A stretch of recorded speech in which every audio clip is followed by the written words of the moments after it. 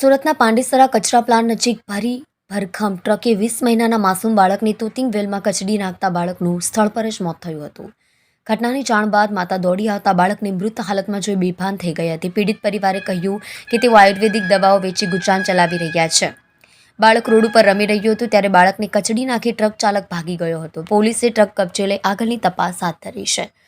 આકાશ ચિતોડિયા પીડિત પિતાએ જણાવ્યું હતું કે તેઓ મહારાષ્ટ્રના વતની છે। સુરતના 5 મહિનાથી રોડ બાજુએ વાહન પાર્ક કરી આયુર્વેદિક દવાઓનું વેચાણ કરી ગુજરાન ચલાવી રહ્યા છે।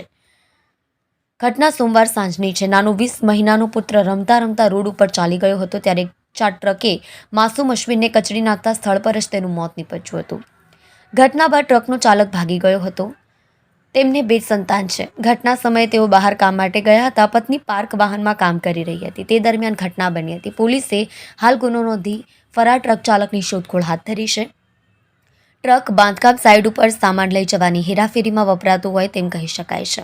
બાળકનું જમણા હાથથી લઈ આખું માથું અને મોઢું ટ્રકના વ્હીલ નીચે કચડાઈ ગયું હતું। હાલ પોલીસે તપાસ હાથ ધરી છે। જુઓ રજેશ મંગલી સાથે સુરત एक्सप्रेस न्यूज़ चैनल। आपका नाम? आकाश अश्विन 20 महीना उम्र। क्या नाम है आपका? अश्विन नाम है। और कब ये घटना बनी और क्या हुआ? कल शाम को वहाँ पे खेल रहा था, रास्ते के बाजू में हमारा तंबू लगा है, वहीं पे वो खेल रहा था, रास्ते के बाजू में था। ट्रक वाला आया तो उसने उसको एक्सीडेंट कर दिया। कौन सी ट्रक थी?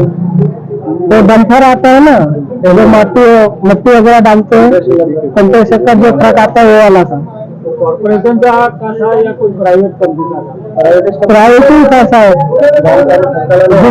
जिस टाइम पे ये हुआ था मैं घर पे नहीं था, मैं बाहर गया था धंधा लगाने। फिर मेरे को कॉल आया, फिर मैं घर पे आया था। आप क्या काम करते हैं? दवाई जड़ी बूटी बेचते हैं आयुर्वेदिक का।